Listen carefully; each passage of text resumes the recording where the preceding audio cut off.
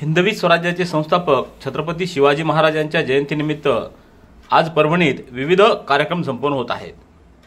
आज सकाळी जिल्हा प्रशासनाच्या वतीनं परभणीतल्या छत्रपती शिवाजी महाराजांच्या अश्वारूढ पुतळ्याच्या परिसरामध्ये शिवजयंतीनिमित्त त्यांना अभिवादन करण्यात आलं।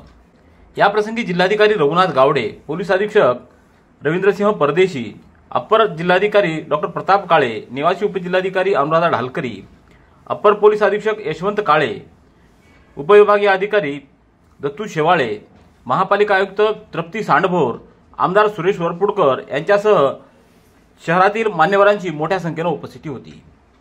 यावेळी महाराष्ट्र गीतानं छत्रपती शिवाजी महाराजांना अभिवादन करण्यात आलं।